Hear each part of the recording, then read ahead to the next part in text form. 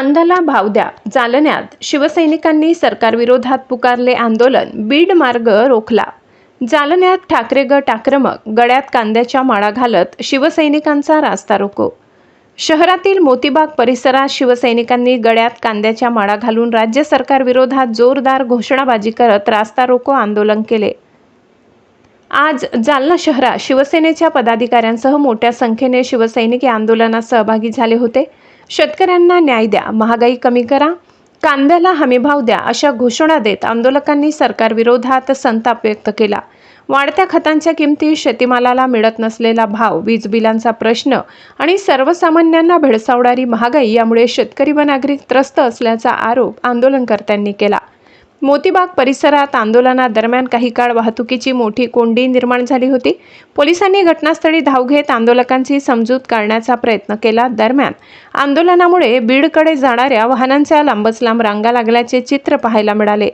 यावेळी शिवसेनेच्या पदाधिकाऱ्यांनी सरकारवर जोरदार टीका करत शेतकऱ्यांच्या मागण्यांकडे तातडीने लक्ष देण्याची मागणी केली. सरकारने शेतकऱ्यांचे प्रश्न गांभीर्याने न घेतल्यास आगामी काळात यापेक्षाही तीव्र आंदोलन छेडण्यात येईल असा इशाराही शिवसैनिकांनी दिला. आंदोलनानंतर पोलीस बंदोबस्तात परिस्थिती नियंत्रणात आणण्यात आली. प्रमुख मागणी अशा आहे की शेतकऱ्यांना सरसगट शासनाने जी 2 लाख रुपयाची कर्जमाफीची घोषणा केलेली आहे ती शेतकऱ्यांना तात्काळ मिळावी. शेतकऱ्यांना येणाऱ्या काळामध्ये पेरणी करावं लागणार आहे, त्यामुळं तात्काळ कर्ज उपलब्ध करून द्याव. शासनाने शेतकऱ्याच्या पाठीमागे खंबीरपणानं उभं राहिलं पाहिजे, हीच ती वेळ आहे आणि त्याच्यासाठी शिवसेना रस्त्यावर उतरून शेतकऱ्यांना न्याय मिळवून देण्यासाठी सज्ज आहे. कांद्याला भाव नाहीये. आपल्या या ठिकाणी कांद्याच्या संदर्भात सुद्धा सध्या 5 रुपये किलो भाव आहे. शासनाने 12 रुपये किलोची घोषणा केली, परंतु त्या घोषणेनं काही होणार नाही. शेतकऱ्यांना 25 रुपये किलो प्रमाणे त्यांनी खरेदी केली पाहिजे आणि 1500 रुपये याप्रमाणे त्यांनी अनुदान दिलं पाहिजे किलो मागे, क्विंटल मागे. ही आमची प्रमुख मागणी आहे. शेतकऱ्याच्या मागणीसाठी लढत आहात, परंतु मात्र तुमच्या आंदोलनाला काही फारसा हे दिसत नाही, अपेक्षित असा दिसत नाही. शिवसैनिकांनी पाठ फिरवलेले नाही.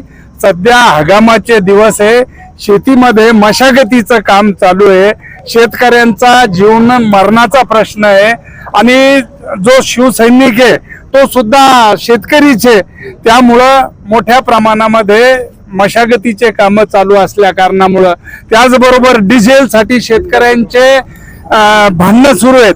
शेतकऱ्याला शेतामध्ये नांगरटी करायची तर डिझेल मिळायला तयार नाही, पंपावर जाऊ तर तिथं अडचण व्हायला लागली, त्याच्यासाठी भांडणं व्हायला लागले.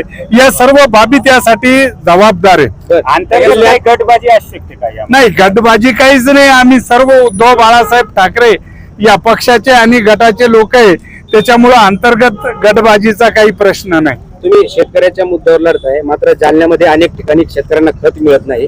आता कृषी विभागाच्या 2 कारवाया झाल्या, त्यामुळे बोगस आणि अनधिकृत खत असले समज तो मुद्दा आहे की तुमच्या आंदोलन? माझ्या आंदोलनामध्ये शेतकऱ्यांच्या खताचा सुद्धा मुद्दा आहे.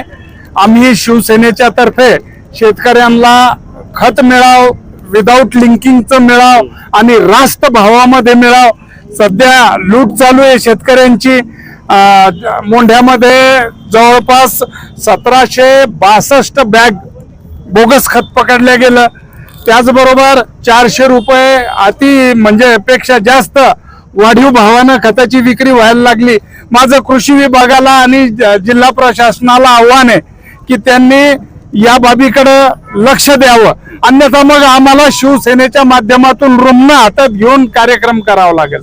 पाहिलं आपण तर भरारी पथक असते कृषी विभागाचे, मे महिन्यामध्ये दरवर्षी कारवाई होती, पण जेव्हा मे सीझन असतं तेव्हा काही कारवाई होती काय? त्याविषयी काय? सध्याच्या घडीला कृषी विभागाचं असं झालेलं आहे की भरले अब्दुल्ला गुड थैलीनं, त्या पद्धतीनं त्यांची लूटमार चालू आहे. ते दुकानवर जातात, आपण जर त्यांना दुकानाचे नावं दाखवले, त्या दुकानावर जाऊन ते कारवाईच्या नावाखाली मलिदा लाटून मोकळे व्हायला लागले आणि हे सर्व या ठिकाणी निर्डावलेल्या प्रशासनामुळे घडायला लागलं. प्रशासनानं खऱ्या अर्थानं या बाबीची गंभीर दखल घेतली पाहिजे. नाहीतर मग आता मी सुद्धा सभापती राहिलेलो आहे. कृषी सभापती म्हणून काम करत असताना मी शेतकऱ्याला बांधावर खत देण्याचा कार्यक्रम हातामध्ये घेतला होता. त्याची अंमलबजावणी खऱ्या अर्थानं शासनानं केली पाहिजे. आम्ही या बाबतीमध्ये जिल्हाधिकारी महोदयांची भेट घेऊन त्यांना शेतकऱ्यांच्या आणि सामान्य जनतेच्या भावना कळवणार आहे. ओके साहेब, एक शेवटचा प्रश्न आहे. गेल्या 3 वर्षामध्ये जवळपास 301 सोयाबीनचे नमुने जे ते बोगस आढळून आले, पण त्या कंपन्यावर काही कारवाई झाली नाही. आता खरीप हंगाम तोंडावर आहे. पुन्हा जेव्हा फसवणूक होईल तेव्हाच कारवाई करायची. मग हीच बाब जे आहे तर कृषी अधीक्षक कार्यालयानं गांभीर्यानं घेतली पाहिजे. खरं म्हणजे पूर्वी काय होतं, जिल्हा परिषदकडे हे सर्व अधिकार होते, पण अधिकार काढून घेण्याचं काम झालं. पंचायत राजमध्ये दिलेले जे अधिकार होते स्थानिक स्वराज्य संस्थेला ते शासनाने कमी केले आणि ज्यांच्याकडे हे अधिकार दिले ते म्हणजे काम करायला तयार नाही. ते फक्त आपलं माल जमा करण्यामध्ये लागलेले. आणि या जिल्ह्याच्या राजकारणामधले जे पुढारी आहेत त्यांचं असं झालं की सियासत में पुलिसों पे ये एहसान करती है, आंखें निकाल लेती है और चष्मे दान कर देती है. कोणत्या स्वरूपात तुम्ही आज आंदोलन केलेलं आहे? कोणत्या स्वरूपात आंदोलन केलं? आमचं हे आंदोलन या ठिकाणी धरणे आंदोलन आणि रस्ता रोको या पद्धतीचं आहे.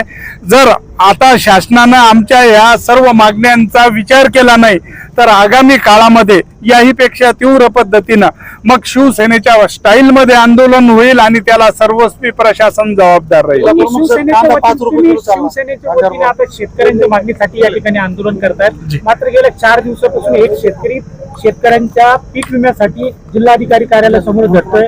आजपर्यंत तिथे कुणी तुमचे लोकप्रतिनिधी नाही. आम्ही जाऊन त्यांची भेट घेऊ, त्यांच्याशी चर्चा करू. त्यांना न्याय मिळवून देण्यासाठी शिवसेना उद्धव बाळासाहेब ठाकरे त्यांच्या पाठीमागं खंबीरपणानं उभी आहे. प्रसंगी वाटेल ते करण्याची आमची तयारी आहे.